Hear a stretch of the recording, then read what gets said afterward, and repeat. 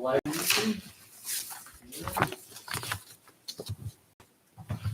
on TV. Okay. Good evening, everybody. Welcome to the April 6, 2021 Planning Board meeting for the town of Litchfield. Would you all please stand and pledge allegiance? I pledge allegiance to the flag of the United States of America and to the republic for which it stands, one nation, under God, indivisible, with liberty and justice for all.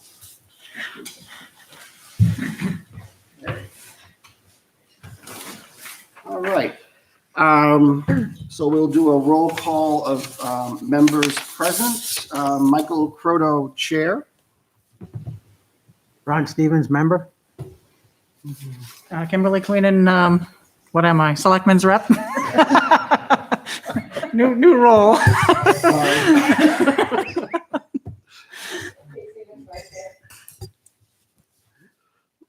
James Buffetti, member. Curtis, member.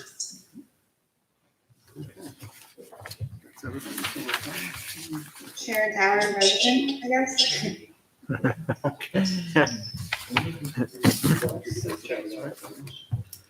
Okay. We have a quorum. I think we have a quorum. So first off, we'll open it up on public input on non-agenda items not on the agenda for this evening. Is there any members of the public out there who wish to comment on non-agenda items? And there is nobody here in town halls, and I don't believe there's anybody on the WebEx. So hearing none, I will close public input on non-agenda items. We'll go to the first order of business, which is a home occupation application. Sharon Tower, 9 Josiah Drive, tax map 6, lot 77. Proposed business, healing, balance, Reiki, reflexology, holistic therapy. Is the applicant here this evening? Yes. Can you introduce yourself to the board, please, and state your name and address? Sharon Tower, 9 Josiah Drive, here in Litchfield. Okay, good evening. So we have an application before us this evening for a home occupation permit. Looks like we have all of the copies, Joan, and Yes. we're all abutters notified, and Yes.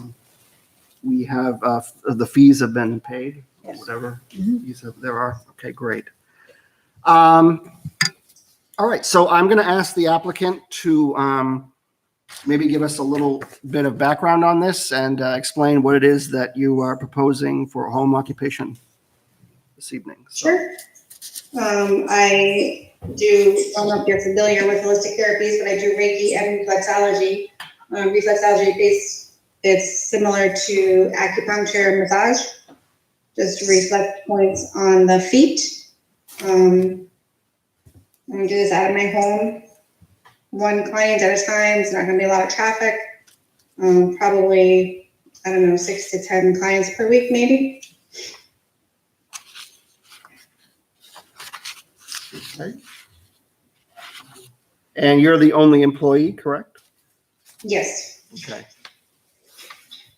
And so it looks like 170 square feet is devoted to the business? roughly, yes. Okay.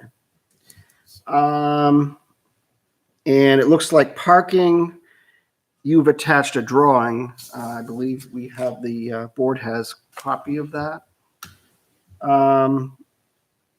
For traffic trips generated, you're looking at 10 trips per week? 6 to 10, yeah, probably. To 10? Okay, 10 would be max. okay. No sign permit is requested. No, Listed no. And there are no other home occupations already permitted at the site, correct? correct. Okay. All right. Let's see.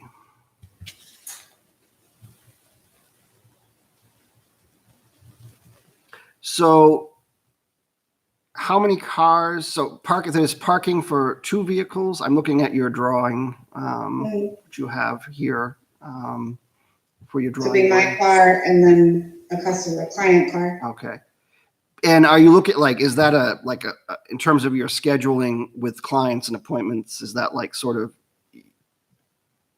I don't know if I want to say stilted scheduling, but it's, you're basically going to know who's going to be showing up. I mean, they're going to schedule Oh, an yeah, appointment yeah. and then. Until no one will just walk in. No, absolutely not. No, I understand. Okay.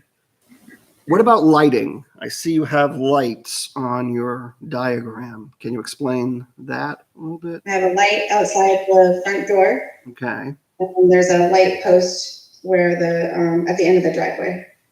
Okay. And the people who will come in for your business, are they going to come in, I assume, through the front door? Front door, yep. Okay. And that looks like there's like a walkway up to the front door? Is that my? Yes, Okay. yep. All right. Let me just make sure. Okay.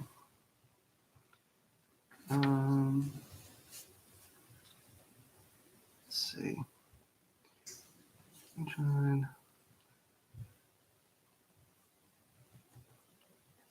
So, okay, so when you enter the building, then you go, is there stairs is the treatment room on the second floor or is It's that? on the second floor, yeah. I have an office where we check in on the first floor, and then we go upstairs to the second floor for the treatment room. Okay.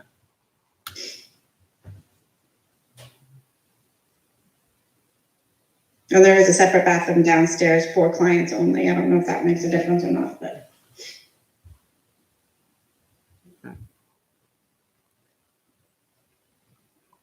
And I mean, in terms of the residential area, I mean, is it houses, I mean, other houses on the street or?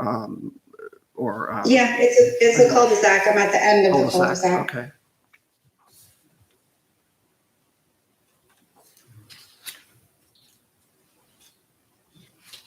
I don't know if anybody has any questions for the applicant. Certainly you can chime in. Hi, Mrs. Tower. Hi. I wanted to know, what are your expected hours of operation? Probably 3 or 4 days a week, depending on clients, what time they want, but no earlier than 11 a.m. and no later than 7 p.m. Okay, great. Thank you.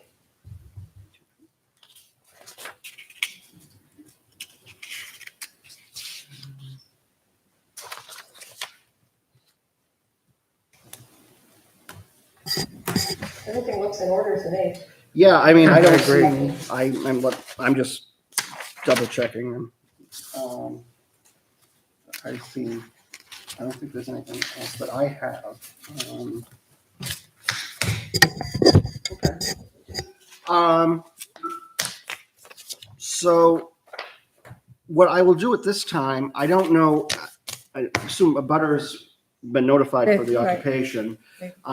So I will open it up to public comment at this time if the board doesn't have any other questions. Is there any members of the public out there who wish to comment on this home occupation permit?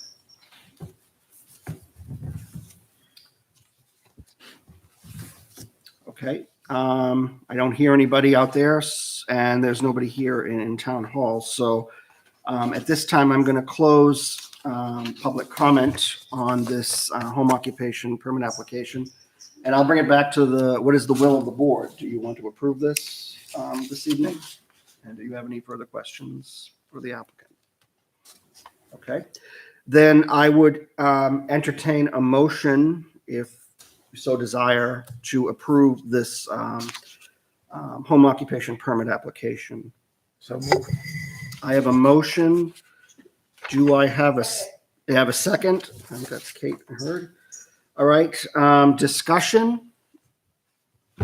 Okay, all those in favor of approving the home occupation application for Sharon Tower, 9 Josiah Drive, tax map 6, lot 77, for proposed business Healing Balance, Reiki, Reflexology, Holistic Therapy. please signify by saying aye. Aye. Aye. Those opposed? Anybody abstained? Okay, motion passes 1, 2, 3, 4, 5, 6, 0, 0. Okay. All right, you're all set. Thank you very much. And Thank you very much. Thank you.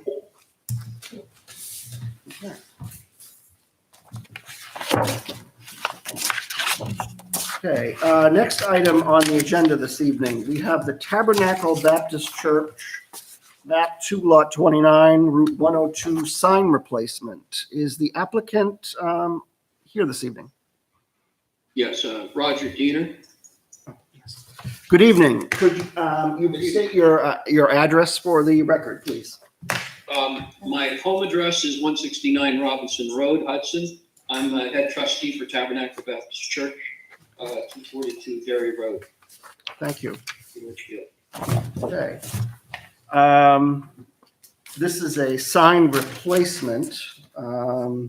Maybe you could give us a little background on this, provide some Sure. information to the board. Sure. We have the sign that's existing is, I think, original. Had a few facelifts over the years. We're about to celebrate our 50th anniversary. We want to update our sign to something more modern, a lighted sign. So we would like to replace the existing sign that's above our letterboard. Okay. So what you see there that says Tabernacle Baptist Church, Mhm. It'll have a logo. We're still working with a couple sign companies, getting quotes. We'll directly replace the sign that's there.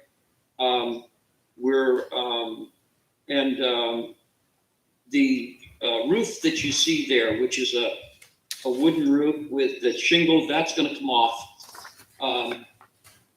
The new sign, I think, you'll see in the, it has an integral metal roof that is part of the sign. It's bolted on, but it's not lit. It's added on to give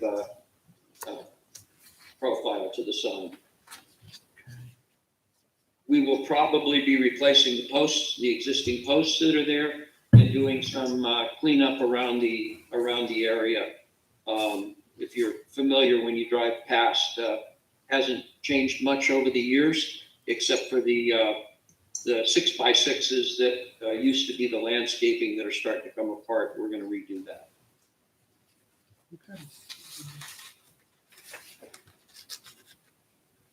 Okay, thank you very much. Anybody have any questions for the applicant?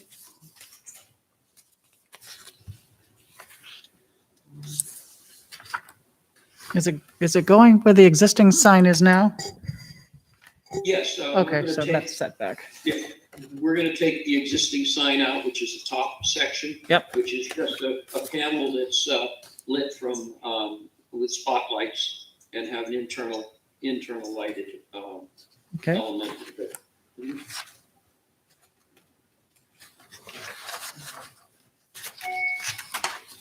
The entire height of the sign structure, including the roof that's there, is roughly 12 feet. We don't expect it to be any higher than that with the landscaping we're going to be doing.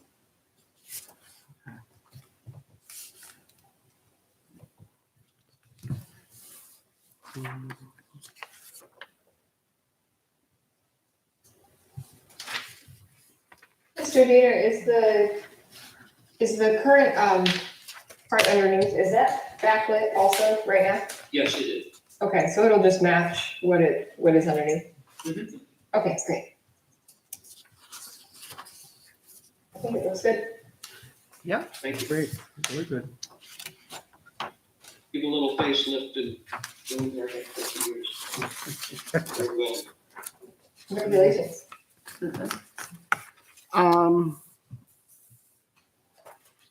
So what is the will of the board? Do we want to approve the sign? We can certainly do that. Certainly. Mr. Chairman, to approve the sign. Okay, I'll second it. you'll second. We have a motion by James, I have a second by Steve. Okay. Do I have discussion? All right. All those in favor of approving the sign replacement for the Tabernacle Baptist Church, map 2, lot 29 on Route 102, please signify by saying aye. Aye. Aye. Any opposed? Any abstained? All right, motion passes 6-0-0. Thank you very much. Thanks a lot. I appreciate you listening to us. Thank you for being here. See you sometime. Okay. Thank you. Thank you. Good I'll, night. I'll give a copy of that to the building inspector so he knows what's going Okay, on. very good. Thank you, Joan. Okay. Can I ask one other question? Yeah, go Is ahead. there anything else that we have to do before we go ahead and order a sign or? I don't know if he has to go to the building department, Maybe do you have a discussion with just the call the building department. Yeah, The just to make planning board sure that- approves, the planning board approves the sign. right. The planning board approved it, but I think maybe having a Just talk with them and let them know. that. You just need to pull a building permit. Oh, okay. So. Should be fine. All right, great. Thank you very thank you, much. Jay. Have a good night. You too. Thank Thank you. All right, moving on. Number 3, discussion of potential site plan and zoning amendments. And I'll turn that over to Jay. So just a few, if everybody can hear me, updates from the last time we chatted. There were just a couple things that I wanted to share. If you bear with me, I'm going to go ahead, share my screen, and in not necessarily any order of preference. Let me just see if I can pull up the first one. Get rid of this one. And where am I here? So the first one I wanted to talk about was something we discussed last time, and this is really incredibly simple and straightforward, but this is the update to the conditional use permit. Mentioned it briefly the last time we had a workshop, and basically we've just added another conditional use permit that was the detached accessory dwelling units. But we also I also realized that we hadn't updated this form to reflect all of the conditional uses that were approved at 2019 town meeting. And that was when we basically made a wholesale shift of several items that were approved by special exception to conditional use. So really, there's no change to the bulk of the form. The main change here is, as you can see in red, we've just added all of the new conditional uses that we have to the form. So this is really very, very straightforward. It is, however, a part of our adopted regulations. So in order to put it into effect, we would need to approve this at a public hearing. Obviously, we wouldn't be doing that right now. It is posted, and I'm happy to share it with everyone. Please feel free to take a look. Hopefully, I didn't miss anything. I don't think I did. But at some point, when we feel that we're ready to take some zoning amendment, or I should say some site plan regulation amendments, to public hearing, I would just say let's add this to the list. And if there are no questions on this one, I was going to move on. Anybody have any questions for Jay on this? Just thanks for adding all of those. I know it doesn't look the prettiest, but I think it'll be easier for the applicants. You're right. I think so. We definitely had some conversation around that. The second one, which I think everybody can see, this we discussed. There were no changes.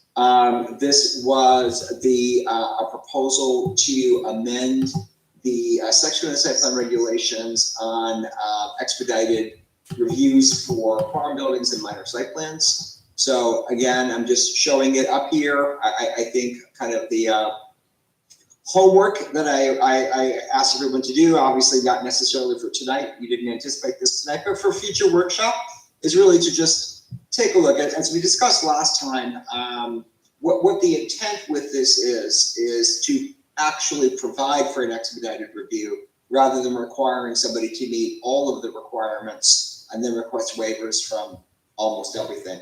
So the key to really take a look at is all of the exceptions that were noted here. So if and when you have a chance, take a look at these and just basically see if you agree, are these things that we don't feel are necessary to include in an application for an expedited site plan review. Again, nobody had forewarning of this tonight, so I didn't expect that people would have a chance to look at this tonight. The next one I wanted to talk about, really the last one, I'm going to stop sharing and then share again. So I think that's what I need to do, are parking requirements. This is the right one. Yes. So this is still a work in progress. Can people see this? You can see it here, yes. Okay. I wish I could center this better. Next time I'll center it better. So the concept that at least I put forward is one, it's been my sense that our parking standards are out of date. And in addition to that, they're cumbersome. And I think they're challenging to work with. So, and I think as I also raised the last time we discussed it, to the extent possible, I prefer to shift parking standards to an objective measure, such as square feet or some other objective measure, if it's possible, as opposed to employees, because that's very difficult to govern and manage. And it's something that changes over time. I couldn't get away from that 100%, but this is an effort to accomplish some of that. And then there's another section that I'm going to come to that addresses mixed-use sites. So I'm just going to briefly run through these. I'm not going to go into a whole lot of detail. Again, this is going to be one of these things where I think it's going to take some time to think about and think about whether you agree that these make sense. I will say, almost across the board, the proposed changes to parking reduce the parking requirement in most cases. And as I think I mentioned previously, that really is the trend, is to try to require less parking. That's for a few reasons, but a big one of which is to try to reduce the amount of paved surface, the amount of impervious surface area, both for environmental reasons as well as for stormwater reasons.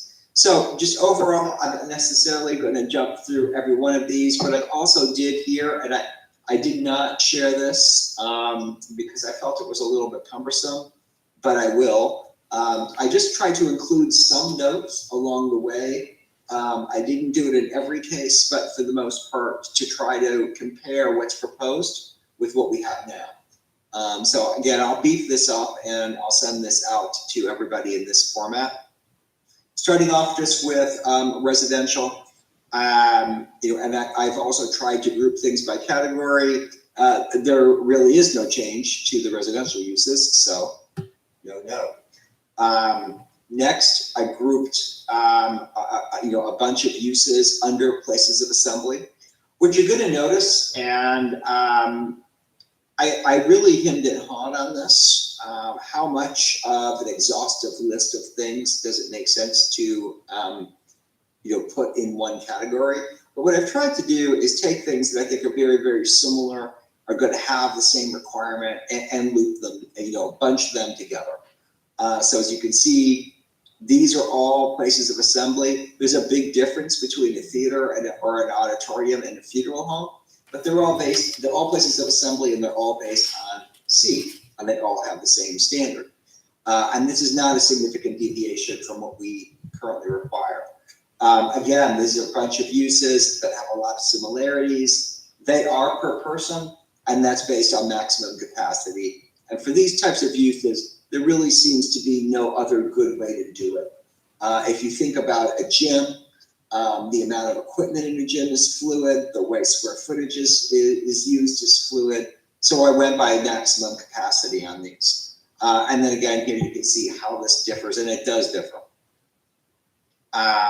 And, you know, again, I'm not going to go through every single one of these, but you can pretty much get the idea.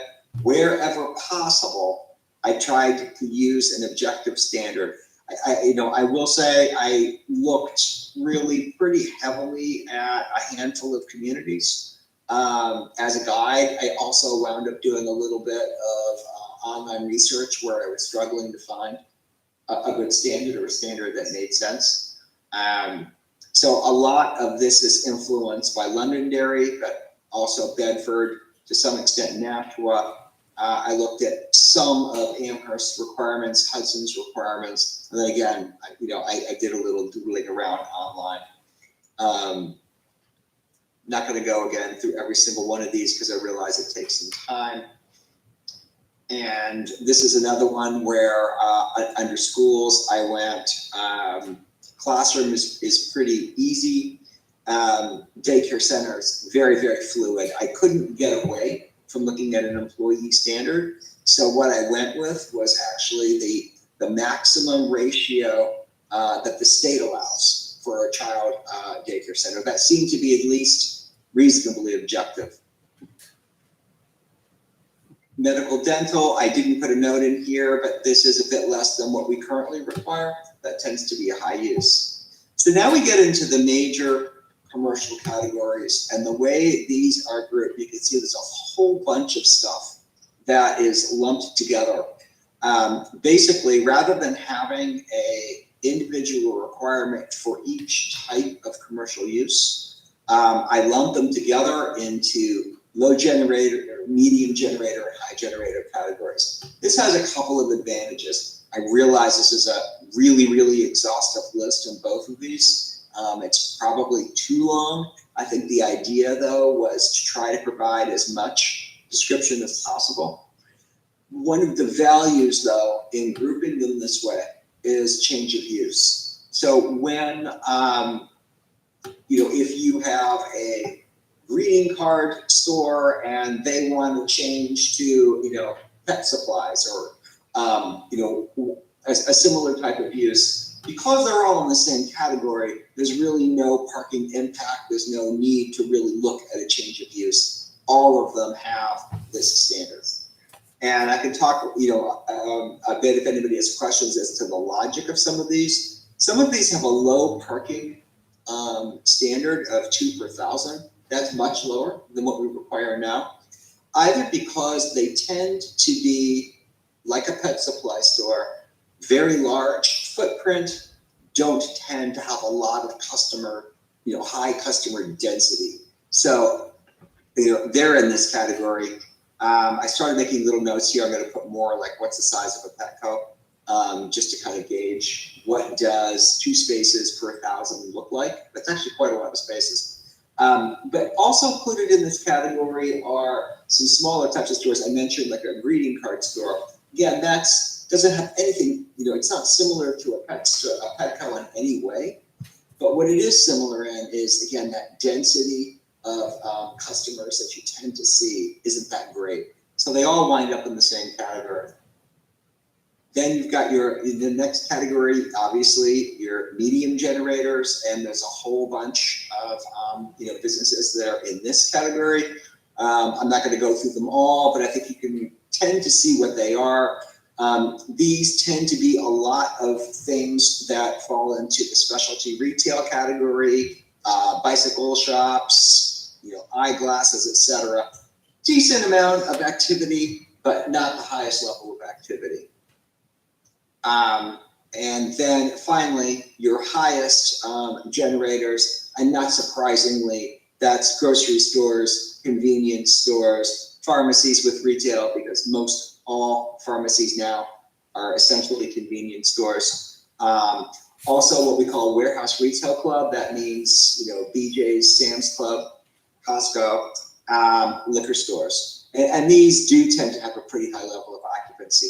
I will say this is about the highest, just about the highest that we go at 4 per thousand versus 5 per thousand, which is what we have. I'll include some more examples in the notes so that you can get a sense of what these mean. I did a fair amount of that doodling around online also, like what does 4 per thousand mean, for a typical grocery store, that might be anywhere from 75 to 100,000 square feet. It's a lot of parking spaces. Next, personal services. I think that's pretty obvious. In this category, square footage didn't work. I mean, it really is driven by how many booths or stalls you have. You could say employees, but on the highest shift, but it kind of, again, and that's not uncommon. But kind of once again, if you've got 5 barber chairs, that's objective. That's something objective that you can see. So that was the basis for that. And these are all the types of personal services that are based on things like that, either a booth, a stall, or a fixed chair. For restaurants, I'll add some more, but I put in a couple of examples here. There are 3 categories. Obviously, the first one, sit-down restaurants. Logically, that's based per seat, and that 0.5 per seat is really typical. It's very much in the middle range of what we see, and that struck me as making sense. Your next category has a much higher. This is definitely the highest parking standard we have, and that's for fast food restaurants, what we call coffee shop or bakery with drive-through, which essentially means Dunkin' Donuts, and ice cream stands. Interestingly, it is in that category.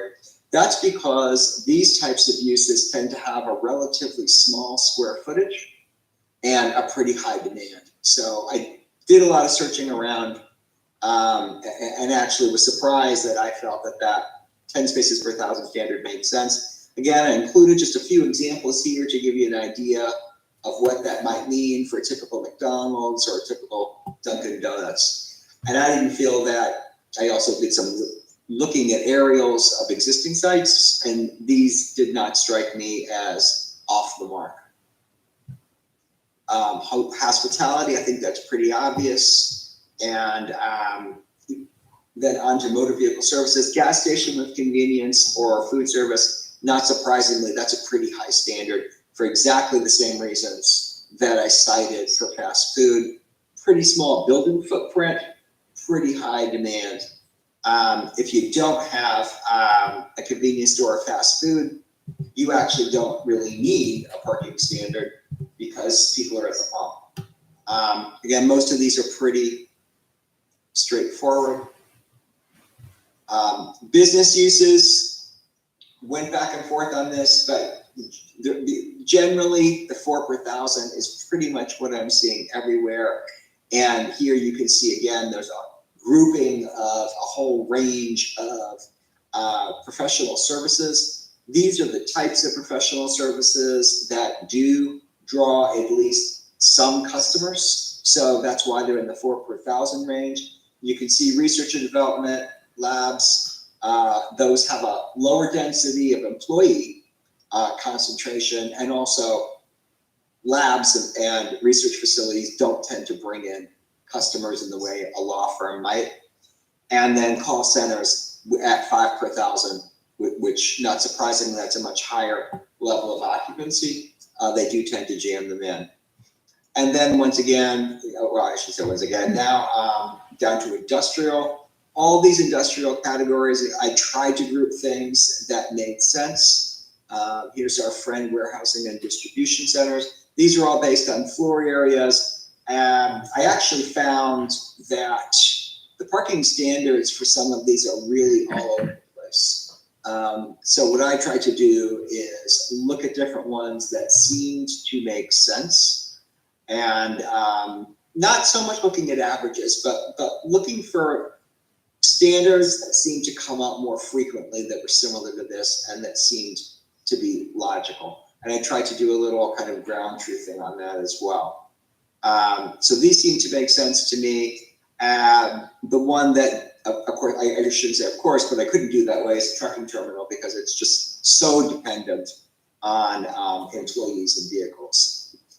So, of course, we had a little conversation around what a trucking terminal is the other day, but that's another reason why it was on my radar. So I don't expect much of a reaction to this. I'm not even sure if we want to go in this direction. But this may be also something that people might want to take some time to digest. So I don't know if there are any questions on that, but I did have another parking related item that I also wanted to throw out there, which did not lend itself to, did not lend itself quite as well. I think this is it. So this is just something I've been playing with, and I realize you probably can't see it very well. So let me see if I can find, seem to have lost my little guy to expand these things. Yeah, we can expand it on our own screens to the left if anybody can't see it. That's probably a little easier. I had my little magnifying thing and that stopped. So I'm going to take off my glasses. Once again, this is something that we might want to sit on, but what I've tried to do here is address issues that we have faced with mixed-use sites, and in particular the first one. So if you have a very straightforward mixed-use site, you can simply go to the parking table and say, I've got a restaurant and 3 stores in the medium category, that's my parking calculation. The first item here is really intended to address more complicated mixed-use sites where you have different peak time, different peaks at different times of day, or perhaps different days of the week or different times of the year. And a very good example of that is, I should say, if we had, and this is something we had a little bit of a conversation around, if we had mixed residential commercial sites, that would be an example of something that would fall under this category because you've got a residential peak demand, which is generally pretty different than a retail peak demand. If we had offices on a site like that also, offices tend to have a different peak demand. So in a case like that, it doesn't make sense to simply add up all the uses and provide the minimum parking for each of those, because you're going to wind up with too much parking, more parking than you need. Because, again, residential demand is going to be more evening. If it were office, that would be more, middle of the day, 9 to 5. So what this really does is allows for an applicant to come forward with an alternate parking plan for a mixed-use site. And this is a little bit, I think I could word this better, and I definitely stole some of this from Londonderry. But the idea essentially is that the applicant establishes what breaks down the usage of the site into key time periods, and then assigns what percentage of the demand or the load is going to fall within the different time frames. And they do a calculation based on the minimum parking requirement. So you say, this is all the parking I would need if I just used the parking standards per use. This is how the peak demand is distributed, and then basically it's a math formula. And that's something that the board would approve, if that makes sense. And this is also intended to address seasonal changes. And the best example of that clearly is Mel's / Spooky World, where there's significant variation in how that site is used over time, over the course of a year. So this is designed to address those things. It might not be artful enough. I think it is a work in progress. I'm going to want to work on this language. Conceptually, though, I thought it made sense to try to take a look at that issue specifically. And then directly related to that is a provision that allows for temporary parking for seasonal uses. And This is something that's come up in the past. We don't address it in the ordinance. And so I thought, let's put in a provision that actually specifically addresses that issue, expressly says the planning board can approve. Maybe it's arbitrary. I put in 90 days within any 360-day period. Maybe that's too long. Maybe that's not long enough. I also clarified that the sites don't need to be paved, but that they do need to indicate how many parking spaces there are, and they should show it on a site plan, and they should show, you know, the approximate layout of a parking area, ingress, egress, temporary lighting, etc. And then again, to be explicit that they don't have to address stormwater drainage requirements, needless to say, because they're not paved. That's what I've got for parking. Okay. And that's the last item on my list for tonight. Okay. Thank you, Jay. Anybody have any questions for Jay? Yeah, Jay, on this one right here, it says temporary seasonal parking. Yes. Sorry, the last line says temporary seasonal parking may be for 90 days in any 365-day period. Is that, if say I've got something in the spring and I need it for 90 days or 60 days, and then in the fall I have different events, can I get a whole nother 90, or is it 60 then 30 and that's your total 90? How that? I probably should say, I hemmed and hawed about saying consecutive, and I might want to stick that word in there, but I think the idea was that it wouldn't be more than 90 days, so that it's okay to have temporary seasonal parking, or actually the board can allow it, doesn't need to be paved, etc. But at some point, you're doing it at such a frequency that really you need a real parking lot. So that's why I came down on the 90 days of the 360. I didn't put in the word consecutive, but I think we probably should have that term in there. But that's debatable. Maybe you could have temporary seasonal parking that's broken up. To your point, maybe you do something in spring. Your sugar shack is up or whatever, and you've got some activities around that, and then further. So maybe we don't want to stick in the word consecutive. Yeah, I was just thinking some of maybe some of the farms that have seasonal growth, and then they do Christmas trees during one season, but they do selling of pumpkins or squash during one season, then they do strawberries and blueberries during another season. If it's 90 days each time, will they keep applying for that, or do you get 90 and you get 30, 30, 30, and so forth? So I just think we have to agree on that. We want to agree with that on that. I think that's a good point, and in consideration that it is coming before the board for approval, that's something that could be spelled out in the approval, so that everybody understands kind of how the parking is broken up. And needless to say, if we do expedited site plan reviews, one would probably dovetail with the other in the case of a farm's fair. The thing with, I think it's interesting with if you're having this alternative parking plan for mixed uses.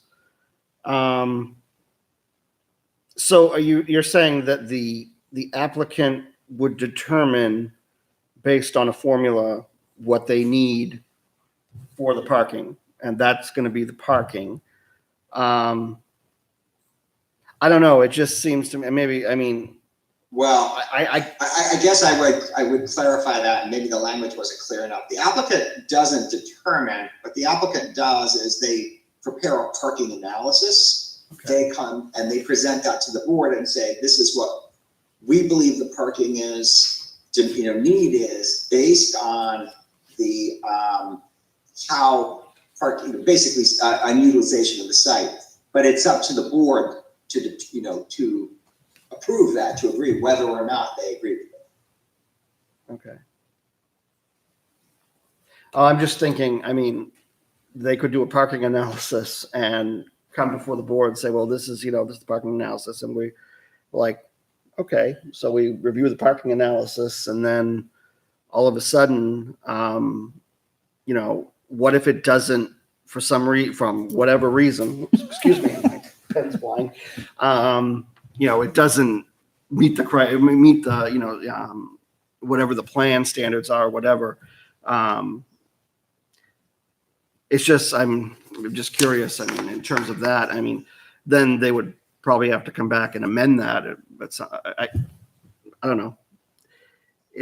Well, I mean, it's true. I mean, anytime you've got a parking standard, there are businesses that might wind up being so popular that even though, they meet the standard, there isn't enough parking. And we've seen that, I think. We've seen sites where maybe they meet the town's regulations, but there's, people parked on the grass. That does happen. So, I couldn't say it wouldn't in this case. I think what we would be trying to get away from here is a scenario where you have uses that have very different demands. And so I'll use a different example and say there's actually a couple of these in our region.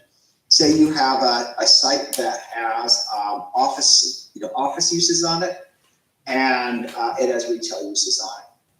Typically, your peak demand for retail is generally weekends, and the biggest day is Sunday. Whereas for office uses, the opposite's true.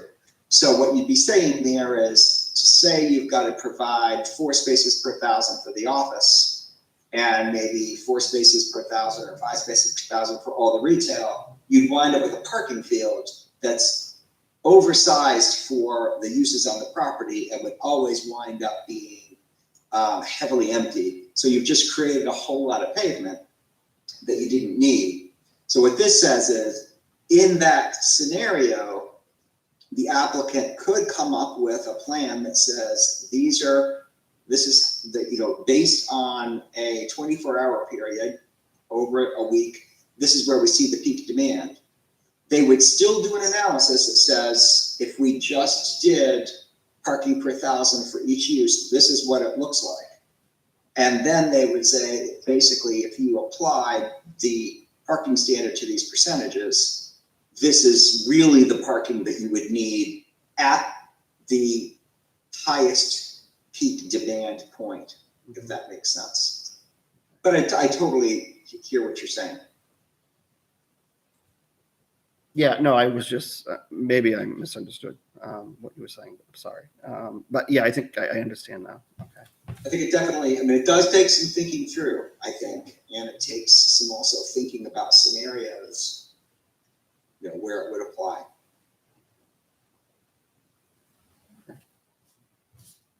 And also the language probably does need to be tweaked. It's probably not as explanatory as I would like it to be. Yeah, it is hard if you have a strip mall and 10 bays and 2 of them are generating a lot of the business, right? And doing very well. And yeah, I can see where this comes up.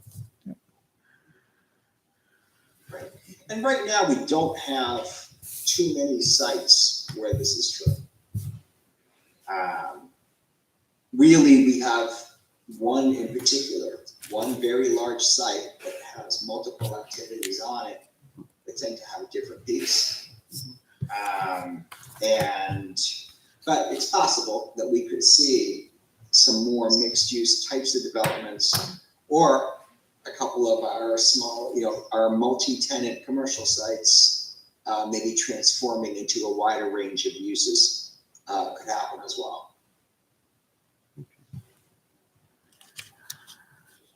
But again, something, to think about. Of course, we're not going to take any action tonight. No, I And think I can this is, circulate these to everybody as well. okay, great. Thank you. I think I kind of need to see it in relation to how is it going to fit in with the ordinances right now to really understand what's getting replaced. Like the home occupancy, that's not going to change, and this doesn't apply to that, right? Right. So I think it would be nice to have a little blurb in there that says, maybe there's a section that says home occupancy and it just says refer to a different section. It doesn't have to be the section number, but because I can see, people seeing this giant table, and people gravitate to tables because they're easier to find the information in than paragraphs. And So I just wouldn't want anyone to get mixed up and confused, which I know it's an easy correction, but Right, no, Have it in I think it's a very good point, and this was not in any context. So for the next time you see it, I'll put it within the context of the ordinance now, so it's clear. okay. Okay. Yeah, so And then again, of course, it might be something that we just decide we're not ready to tackle, or we don't feel a strong need to tackle it. well, I think I that, think it looks really nice. For this evening. I'm just saying, that's what I have for this evening. There's definitely more stuff in the works. I think it looks really nice, and it would be nice to have, anything to reduce the pavement, the amount of pavement required would be nice. Thank you. Absolutely. yeah, I think it looks good. I certainly think, giving the opportunity for the members to sort of digest this and, we can revisit this again and, see if, we have any further discussion on it, or people have, questions or concerns or something. And I'll just say, among other things that I'm also working on that came up in previous conversations were solar ordinance and how we can, potentially integrate that into our ordinance, and also looking at distribution centers and, putting in some limitations on the size of those. Okay. And making sure that we're using all the correct current definitions of what's a distribution center, what's a fulfillment center, et cetera. That makes sense. So more to come on those. Okay, great. Okay, well, it looks like a great job, Jay. Thank you very much for all your hard work on this, and we will definitely come back to this and certainly have more of a discussion, I suspect. Anybody have anything else that they want to add? So in terms of the conditional, the application, you want to revisit that and then schedule it for a public hearing? How would you like to do that, Jay?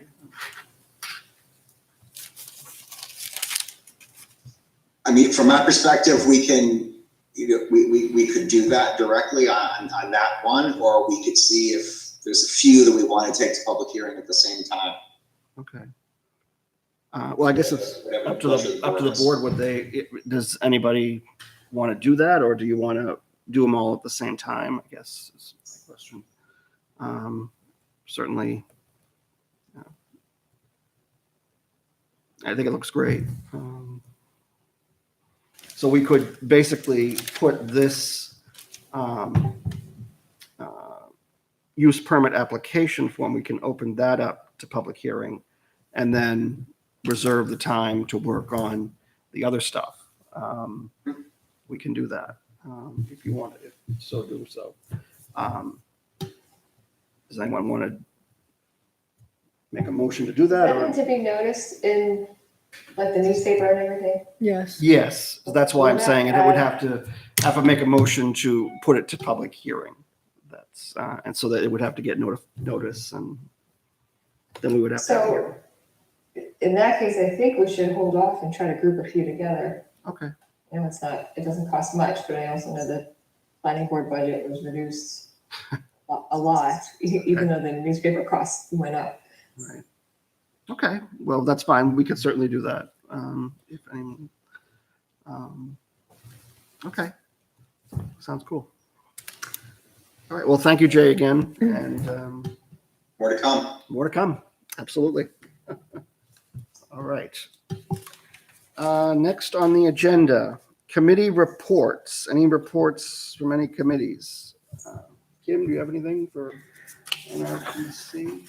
The next NRPC meeting is June 16th at 7 p.m. It's on Wednesday, and the meeting details will be on their website.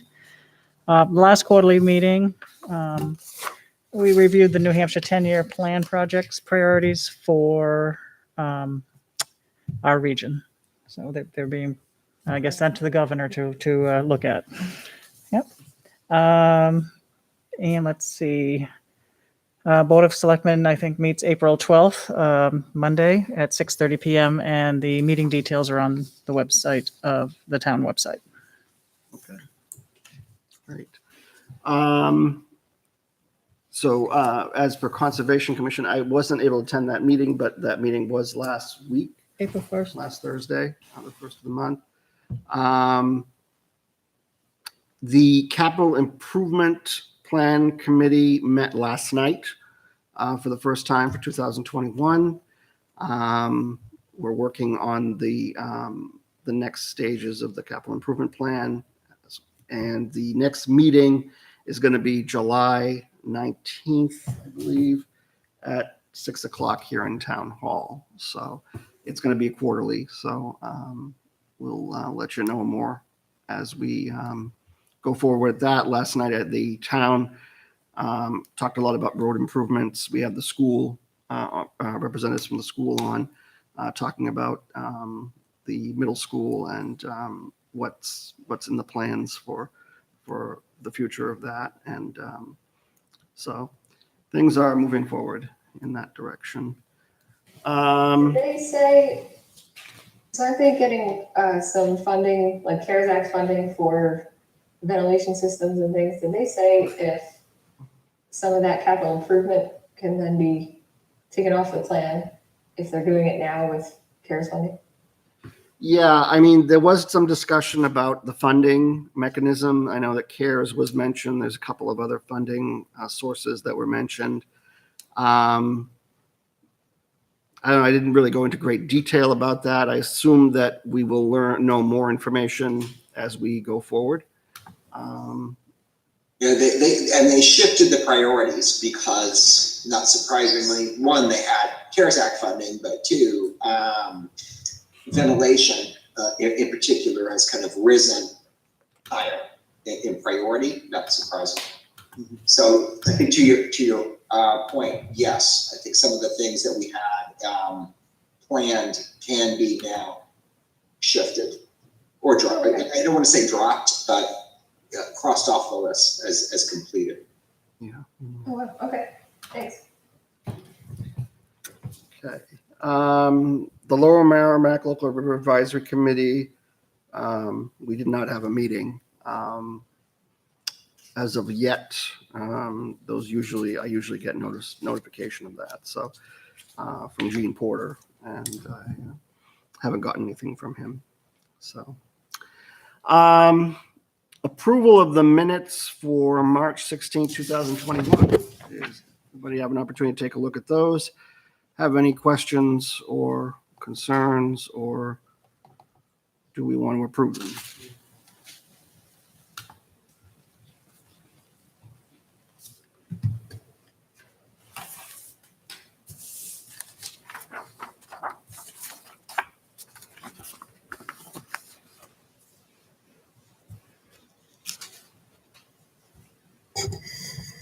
Pretty good. I didn't see any issues. So I guess I'll entertain a motion to approve the minutes. I'll make a motion to approve the minutes for March 16th, 2021. Okay, I have a motion to approve. I have a second. Do I have discussion? All those in favor of approval of the minutes for March 16th, 2021, please signify by saying aye. Aye. Aye. Those opposed, abstained? I abstain, I wasn't here. Okay, thank you. Motion passes 5-0-1. Okay. Any other business? Joan, do we have? Yes. So Mr. Cataret's plan on Pheasant Street, map 5 lot 166, was approved 60 days ago. He did not record it. Michael did sign it. He didn't record it. He felt he had tax issues, didn't want to record it before April 1st. He would like a 60-day extension so he can record it, because our regulation in subdivision 850.1.1 says Signed plan shall be recorded at the registry 60 days, within 60 days of the vote to approve the plan. Plans are not valid until recorded. The planning board may vote to extend the filing period for good cause. And it says the plan, if it's not filed within 60 days, the plan would expire. So he just wants to extension to get it recorded. There weren't any conditions, I believe, or very minor conditions. And I don't think there was any, from my understanding, there's no substantive changes Right. to the plan, correct? And what's the good cause, in this case? I didn't hear what I'm sorry, James, can you repeat that? I apologize. My question was, what was the good cause? Yeah, she's asking about the good cause, what was, He didn't want to record it before April 1st because of the tax issue. You're taxed on what's on the ground April 1st, so he wanted to wait. And then he thought yesterday that he was going to rescind the whole thing, and then he changed his mind again. So now he is going to go forward and keep the plan, subdivide it 1 into 2.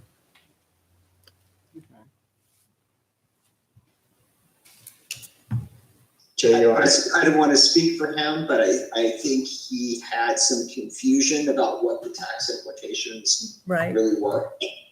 And I think the most recent comment we got was he realized that with his mandatory disbursements from his retirement plan, that he would be able to cover And the taxes. That was his really issues. He didn't feel, he was afraid he couldn't pay the taxes. Again, don't want to speak for him, but that was my understanding. And then he realized. because he has an irrevocable trust too, that he's being taxed, I guess, at a higher rate, it's being taxed at 24% on the sale price.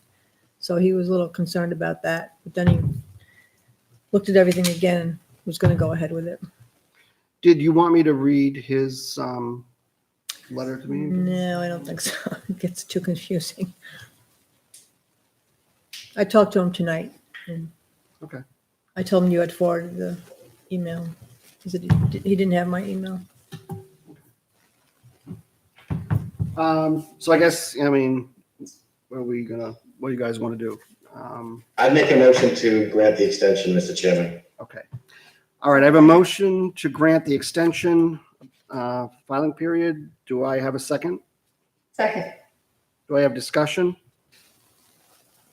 All right, all those in favor of granting the extension for Mr. Cataret at map 5, lot 166, 60-day approval from the Litchfield subdivision regulation 850.1.1. All in favor, please signify by saying aye. Aye. Aye.